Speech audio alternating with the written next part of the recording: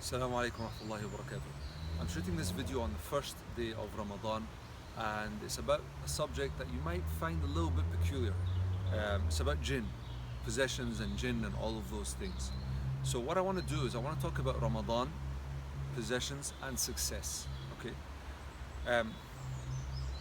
There are two opinions in Islam about possessions. One that says yes, jinns can possess human beings, and it has its backing from the Quran and from the Sunnah. And another opinion that says no, jinn cannot possess a human being, and again that has its backing from the Quran and from the Sunnah. I'm not going to get into which one's right and which one's wrong. As far as I'm concerned, it doesn't really matter, and what we're going to talk about has nothing to do with whether each opinion is right or wrong. What I want to talk about instead is this fascination that some people have with jinn and with possessions. So much so that when they fail an exam, instead of thinking about maybe why they would have failed that exam, instantly they jump and they blame the jinn, they blame possession, they blame the spirits. If something happens where their house gets robbed, instead of asking, well, did we put the alarm on, did we close the doors, let me think about it practically, they jump straight away into magic, jinn, possessions, etc., etc. Now we are in the month of Ramadan, and in the month of Ramadan the devils are chained, yeah, and they're let out afterwards. Now this reminds me, because a few Ramadans back I was in the mosque in Tahajjud, and the Imam was talking about how Allah subhanahu wa ta'ala asked Jesus, Isa, peace be upon him, if he had told the people that he was the Son of God, and he categorically rejects that, and then Allah subhanahu wa ta'ala says that this saying, this utterance is so heavy that the mountains are about to crumble with the weight of this lie, with the weight of this statement. Suddenly, I remember the brother was just in front of me praying. He fell onto the ground and went into sujood, into prostration fully. And he was crying his heart out for a good 30, 40, 50 minutes. The rest of the prayer, basically, the rest of the tahajjud. We finished, and then suddenly 3, 4, 5, 6 people ran towards him. One guy's hitting him, 3 guys are reading different verses of the Quran, 2 guys are saying, get out, get out, get out. Now, we're in Ramadan, firstly, so the devils are chained. Secondly, we're in a mosque. Thirdly, we're praying tahajjud. I mean, everyone knows that people are more likely to be possessed by jinn if they're not close to Allah subhanahu wa ta'ala, if they don't read Quran, if they don't pray. We are here in the month of Ramadan in a mosque in tahajjud, and somehow this guy, after doing prostration to Allah subhanahu wa ta'ala and being in awe of him and of the verses, is now possessed. How is that the case? Now I categorically believe that he was not possessed. It could not have been possessed. And there are instances in fiqh where, you know, it's described that someone will taste that closeness with Allah subhanahu wa ta'ala, and then will go into a state like the one that I saw with this brother. And so therefore, actually, I thought he was the exact opposite of possessed. He had reached a level that I feel jealous that I didn't reach, and so should everyone else. But what happened was that because these people jumped on him and began to make him feel like there must be something wrong with him, they hypnotized him, and they made him believe that he was possessed. And then he began to do all sorts of crazy things, like talk weird, just like you see in the movies. And this is the thing with self-hypnosis, this is the thing with hypnosis and placebos in general, the psychosomatic, side of things, is that if you get someone to believe something, they will act as if. Now this reminds me, because the first time The Exorcist came out, all of a sudden there was a spike in people who are being possessed. Now there might be 2 explanations for this. The first is that that movie scared people like nothing else, and then they began to have like thoughts inside of their mind, and then they hypnotized themselves into believing that they were possessed. That's one explanation. Another explanation is that the spirits, the jinn, went to the movies, floated through, didn't pay for the tickets, sat down next to the human beings, and were inspired by this movie. And then suddenly a mass of them began to possess human beings. Which one are you going to believe? Obviously the one about. Now if you're thinking, hey, but it's just a movie, well, the first time Jaws came out, all of a sudden people had phobias of sharks. And that might not seem like a bad thing, but then some of them had phobias of getting into a bath because they were afraid of sharks in a bath. Yeah. So this whole thing about no, it's just a movie. No, movies affect people.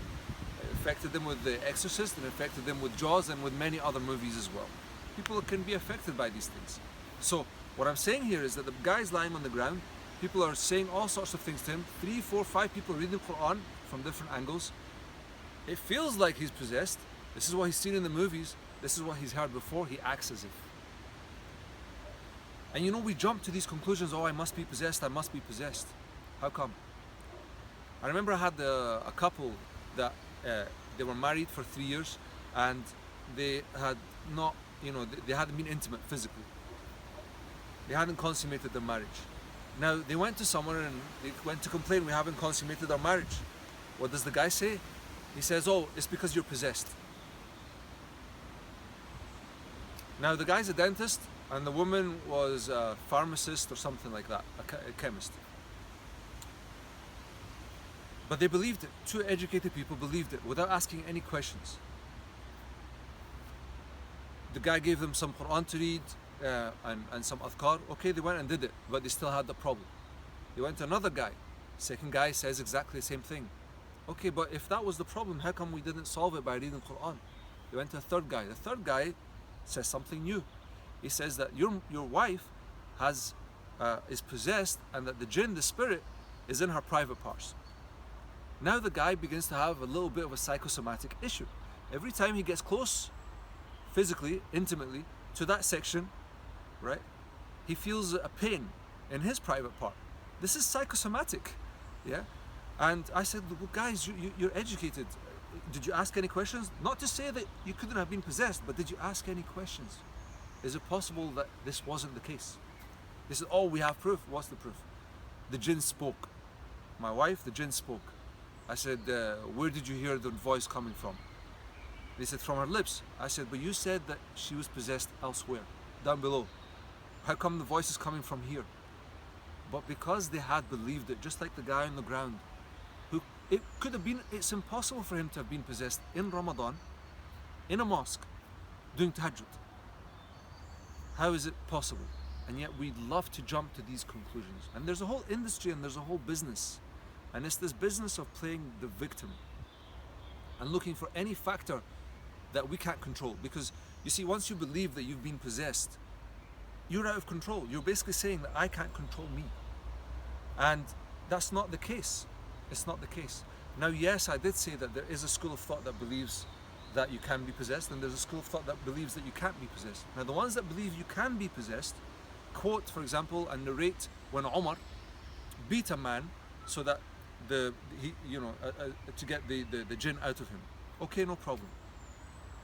But look at the attitude that Umar has of beating the person up. And anyone who's ever done ruqya will tell you, you've got to go in there with a no fear attitude, because if you do, they could possess you as well. Okay? So that attitude is the exact opposite attitude that I see lots of people having, which any old thing happens, oh, it must be jinn, it must be jinn, it must be jinn. No, wrong. Wrong.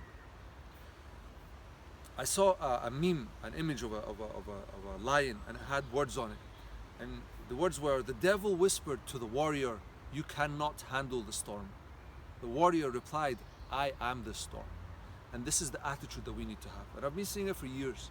The attitude we need to have is, if a jinn possesses me, I'm never going to let him out. I'm going to make him regret the day he possessed me. For life, my prisoner. This is the attitude that we should have. That's if you believe that it's possible. If you don't believe that it's possible, we should stop assigning and believing that any old thing that can happen means that it's magic or jinn, or that someone has done sihr upon us.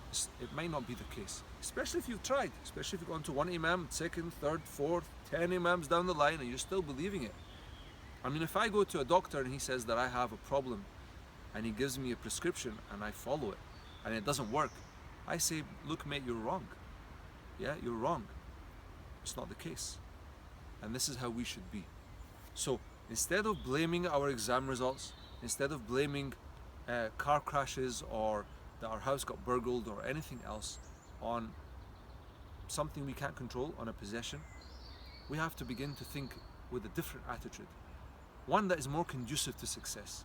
And Ramadan is the time. I mean, is anyone possessed?